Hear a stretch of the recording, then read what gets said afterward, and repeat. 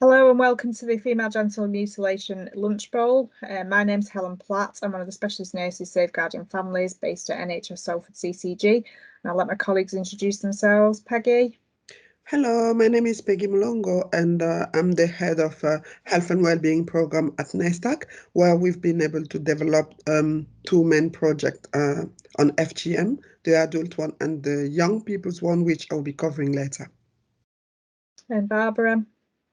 Hello, I'm Barbara Burke. I'm a practice manager of the Duty and Assessment Team, Salford Children's Services.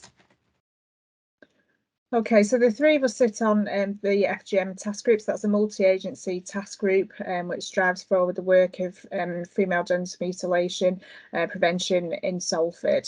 So the task group's been in existence for a number of years now, and the session today is just going to inform you of some of the work that we've been doing more recently around the pathways and a new toolkit for assessment around FGM. We've had pathways in existence for a number of years now. So the Salford multi-agency children's pathway for female genital mutilation has been in existence since around 2015.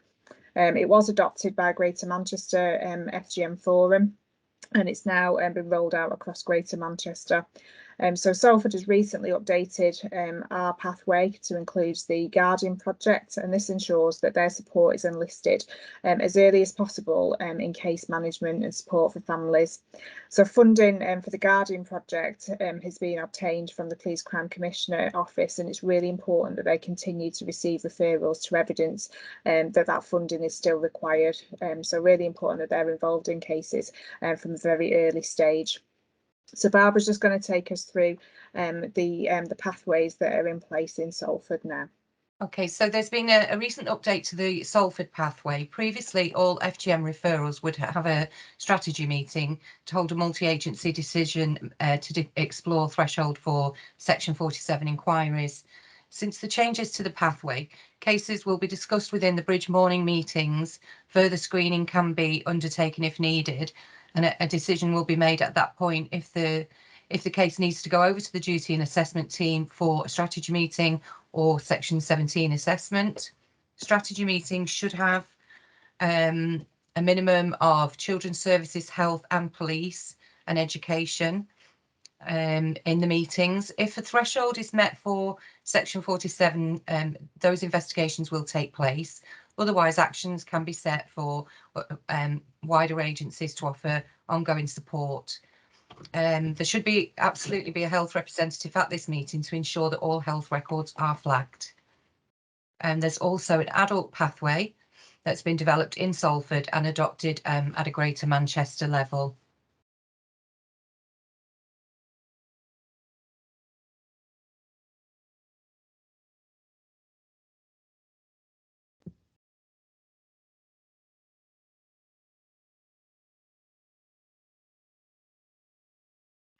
So this is the adults pathway, which, as you can see there, you can follow that. That's quite easy to follow.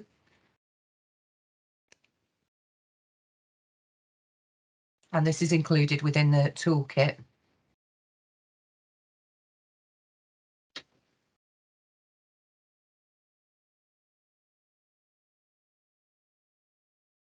And this is the recently amended children's pathway. So if you follow the left-hand side of the pathway, that is the mandatory reporting. So that is important that is mandatory reporting. So if that's all down the left-hand side. Down the right-hand side, this is where the referral is made to the bridge. And as I said it earlier, it will be discussed at the morning meetings, and then the pathway will be followed as appropriate. Down the right-hand side. That's also included in the toolkit. Okay, so just to look at the FGM toolkit that we've recently developed. So just to give you some background to this toolkit, the referrals were coming into the bridge, and social workers were repeating questions which families had already been asked by professionals making the referral. So families were feeling that they were being bombarded with lots of questions. So the purpose of the toolkit was to assist in decision making to formulate a multi-agency response to referrals coming in. So making sure that the right support was in the right place for families at the right time. And also making sure that there's provision of robust information to inform that decision making at screening and allow the bridge social workers to expand on the questions rather than repeating them verbatim again. So the aim of the toolkit is to make sure that the level of risk can be easily determined on receipt of referral to the bridge. So those cases that are at risk of immediate harm and where Section 47 is investigated can be sifted out quite quickly and sent for a strategy meeting, whilst further screening and multi-agency information sharing can take place on those cases that are potentially at a lower threshold. And then completion of the tool will inform the bridge social worker of any actions the referring practitioner is undertaken, and then what is required from the bridge as the service that they need to provide. So alongside the screening questions, the toolkit contains a prevalence map, terms for FGM in other languages, tips for opening up conversations around FGM and how to discuss FGM sensitively, and a little bit around information in respect of third sector support. So I'll show you the tool in a short while. So in terms of the toolkit itself, it's in 3 parts, and it is designed to support multi-agency professionals in identifying and considering the risk relating to FGM and to support discussion with families. So it should be used to assist in the assessment of whether FGM has taken place or if there's a risk to an adult, child or close family member. As with any assessment tool, try and formulate a discussion around the tool rather than just asking a long list of questions. And if when asking any of the questions, any of the answers gives you any cause for concern, you should then consider asking other related questions to explore that concern. So bearing in mind there may be links to other safeguarding issues. The assessment or the information obtained must be recorded within the client's record and the name of the person who's completed that tool. And when completing the toolkit, we need to be mindful of other related safeguarding issues, as I've said.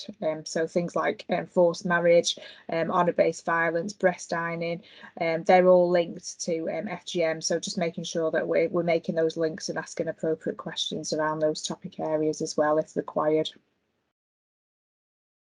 Always remember that FGM falls under the definition of domestic abuse, and risk may be increased if it's discussed in front of family members. What we need to be mindful of is that FGM is taken, it does take place by elders within the community, making sure that we're just being appropriate about how we're having those discussions, and making sure that we're speaking to people alone. If somebody doesn't speak English, it's really, really important that we're not using family members to interpret, but that we're getting independent interpreters, and that the person feels comfortable. If they're not looking comfortable with that interpreter, then terminate the conversation and book another interpreter and rebook your appointment. So the tool is separated into sections, and only the relevant sections need to be completed. So if there's an immediate risk, then make sure that the referral is made urgently to the bridge, and you may need to consider alerting the police if the risk is imminent. For cases where family members had FGM undertaken, there may still be a risk there from elders within that family or wider community, despite parents saying they don't wish to have FGM undertaken, and therefore a referral should still be made to the bridge for that multi-agency discussion. We shouldn't be managing, I think the key thing to remember here is we shouldn't be managing FGM in the silo and as a single agency. There must always be a multi-agency approach to the management of it, because other agencies may hold information that you don't necessarily hold.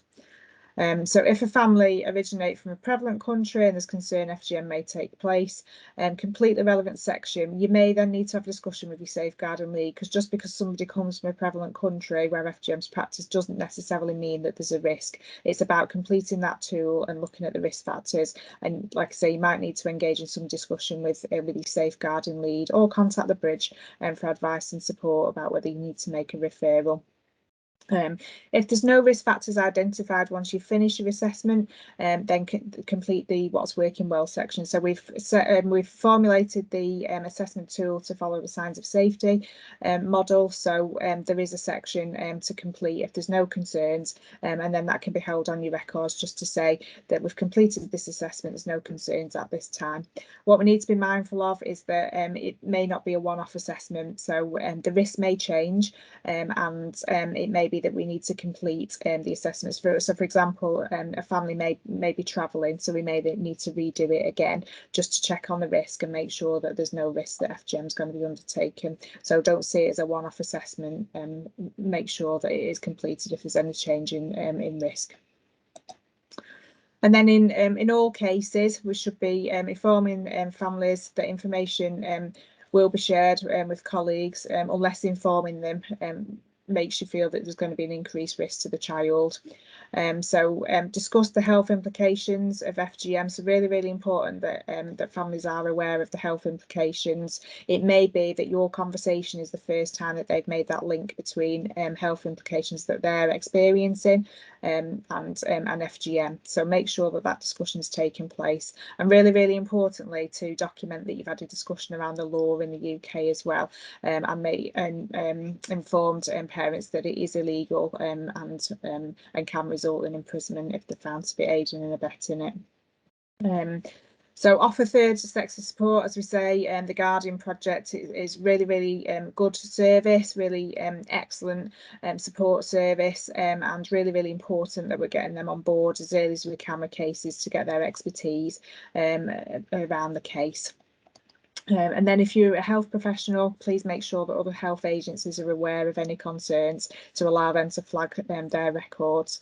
So people, a GP, health visitor, midwife, anyone who's involved needs to be aware so that their records can be flagged.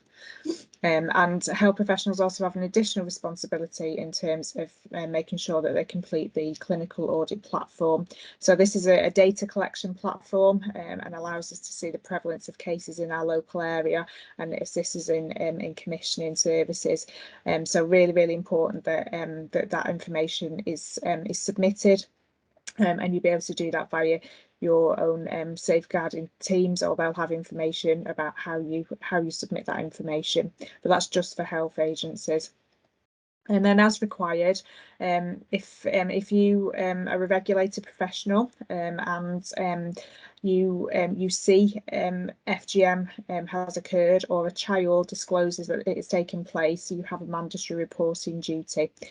So you have to ring 101, and that takes you down. That's the left-hand side of the pathway that Barbara showed you earlier. So it's only if you see FGM physically on a physical examination, or if a child directly tells you that they've had it undertaken. Otherwise, you would just follow your routine safeguarding procedures in terms of referring into the bridge and notifying other involved professionals. So I'm just going to show you the toolkit quickly before Peggy tells us about the NESTAP project. So this is the guidance. As I said earlier, a comprehensive guidance for you. So it talks you through what to do and which assessment tool to use, and also talks you through your mandatory reporting. There's some really helpful information in there around how to start off a conversation around FGM. Recognise that it's not an easy topic to talk about, so some really helpful information about how to initiate a conversation, and then some third sector support agencies, which Peggy's going to talk about. Some references in there, the pathways are in there. And there's a 7-minute briefing, so that can be used for team meetings in terms of sharing learning around FGM, just to make sure that staff are aware. There's a prevalence map in there as well, and some of the terminology that different countries use. So that's quite helpful if you're having a discussion around FGM. Often women won't understand what it means if you say FGM or female genital mutilation, but if you use the term cut or some of this terminology that's specific to their individual country, they will have a greater understanding of what you're talking about. So really important that we're being culturally aware and using the different terminology to assist in the assessment. Okay, and then just finally from me, just to show you the actual toolkit.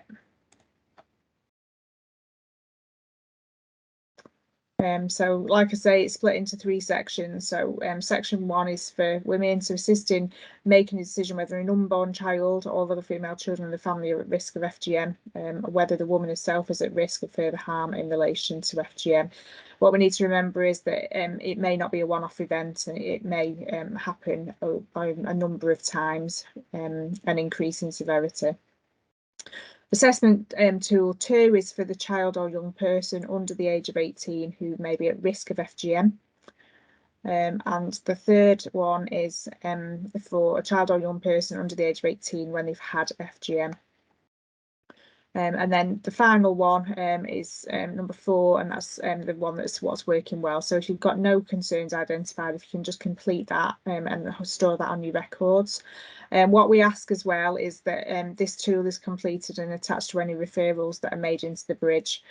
So we're trying to encourage staff as much as possible to attach those assessment tools to the referrals to the bridge, and then that assists the social workers in asking questions in addition to what's already been asked. As we said at the beginning, we don't want families being bombarded and being asked questions over and over again. So really, really helpful if those tools can be attached to your referrals.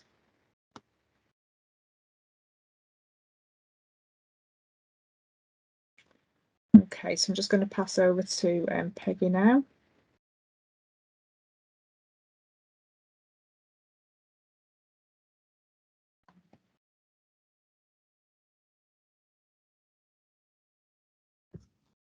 Yeah, sorry. Yes, so as I was saying before, Nestac is a registered charity established in Greater Manchester, and then we've developed the FGM program over more than 10 years now, where we have 2 specific services, one called the SOS service, which stands for Support Our Sisters. And then we have clinics across Greater Manchester providing therapeutic support to adult women aged 18 and over. And then the second one is the Garden Project, which Helen briefly mentioned before, where we work collaboratively with health and social care services, providing emotional support to young girls under the age of 18 and under, I would say, and then providing emotional support, and then preparing the girls as well for any FGM physical examination, and also empowering young girls to think positive and live a life beyond FGM, the fear of FGM. So just in relation with Salford mainly, I'll just give you a brief overview of the pilot project conducted between July 2020 and June 2021. It was a 12-month FGM pilot project to cover in the borough of Salford, and then it was mainly aimed at adult women who have been through FGM. That means developing the SOS program and then sustaining it in the borough of Salford. It was a really good one because part of this we've been able to train mental well-being peer mentors, meaning that women coming from the same communities, practicing communities, who have been empowered to support other women by being upskilled with basic counseling skills on one side, and then on the other side we have FGM advocates who have been upskilled as well, just like in developing brief FGM awareness sessions back in their communities under the form of a coffee morning. And then part of this as well, part of the pilot, we've been able to conduct to subcontract the University of Central Lancashire, from which a qualitative research on the impact of COVID-19 on the mental health of women affected by FGM has been conducted, as well as an evaluation of the SOS clinic within Salford. And reports are available and could be distributed as well across the borough. Following this, like you can see here under this part of this slide, we have different boxes like psychosocial therapeutic interventions, the FGM psychosocial assessment, individual emotional support, holistic therapies, FGM awareness seminars, workshops, referral support to access other specialist services, women-only group therapeutic support. By looking at this, maybe the thought would be too many services, but every single box here relates to the demand, the need of the woman or the young girls, the teenage ones, or just let's say the family, because we are working holistically. We are promoting a holistic approach while supporting individuals on a one-to-one basis. We cannot separate SOS from the Garden Project because to be able to empower the young girls and to support them emotionally, families will always be involved, like parents or carers, at a certain level. And then we cannot talk about the SOS supporting adult without considering that these families, these parents, may have children, and then children will need to be supported as well. So, hence the need to develop all those different boxes because there were a gap shown most of the time. So why the garden project? Over time, it was just obvious that as much as the support was evident for the parent or adult, little was done for the children in terms of emotional support, culturally appropriate, addressing mainly the topic of FGM, and also it was a requirement part of the Greater Manchester FGM Forum, where there was a gap across the region in terms of providing support to young girls who have been through FGM. So CTGs are responsible for concerns relating to health, and then there is a need to refer out for emotional support. This is as well an important point, part of the Department of Health. So by developing the Garden Project and working alongside all the other professionals in terms of safeguarding young girls, we've been able to meet collaboratively one of the big requirement from the Department of Health in terms of supporting and looking after young girls who have been victims of FGM. And in regard with, I would say, the referral process, which is next slide.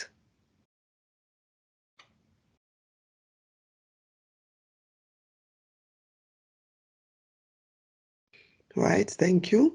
Yeah, so how to access the services already in place? Although it was a pilot project which ended toward the end of last year, we have been able to sustain the program so far based on different parts of funding, while we have also applied for further funding from the CCJ to be able to sustain the SOS clinic in Salford. And then producing now a kind of a hybrid project, so meaning that we'll be able to provide an online service as well as a face-to-face service to women who are living in the borough of Salford. So again, to find out more about the work of NESTAC under the SOS and the Garden Project, the reports, like I said, are available, and then you'll be able to see the statistics and how successful the project is being implemented in Salford. And recently as well, still part of the SOS Salford, women who have been trained as peer mentors and health advocates. They took place in another kind of promotional phase in terms of promoting cervical cancer related to women who have been through FGM, which was as well another powerful way of campaigning against FGM while promoting physical health and the certain consequences related to FGM. And this was in collaboration with Answer Cancer in Salford. So self-referral, we receive self-referrals, and then as well as referrals from statutory and non-statutory agencies. So if you can contact us via either, I would say, our email or via our phone, so we will be able to send you a referral form, and then you'll be able to refer any client or any family to us. We'll be attending strategy meetings, and we encourage that we are involved straight from the beginning, if possible, so that we can work alongside safeguarding agencies in terms of looking at a positive outcome at the end of it. And we attend as well all the other safeguarding meetings, childhood needs, and as well as other meetings as well, accompanying families to attend physical examinations, especially young people.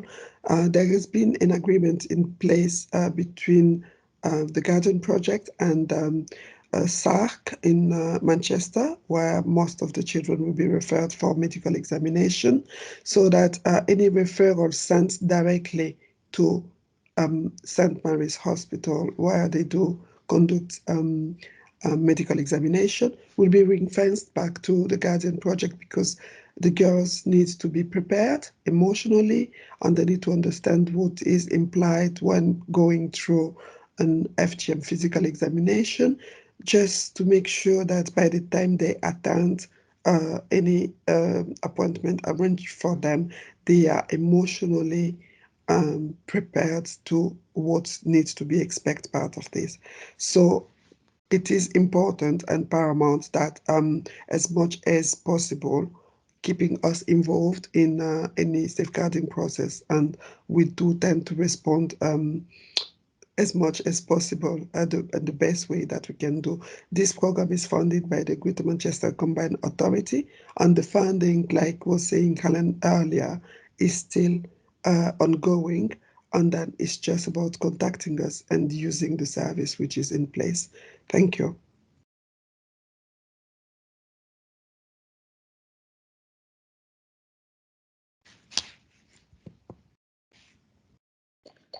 Thanks again. Yeah, that concludes the Lunchbowl. If you need any more information, the Safeguarding Children Partnership website has all the information on there that we've shared with you today, so the pathways, the toolkits, and the information about the third sector support. And we also run some training, joint training between the Salford Safeguarding Children Partnership and the Salford Safeguarding Adult Board. So myself, Peggy and Barbara deliver the training. So if you want to attend that training, it's a 3-hour seminar and gives you some more information around FGM indicators, risks, and some additional information around what we've discussed today. Thank you.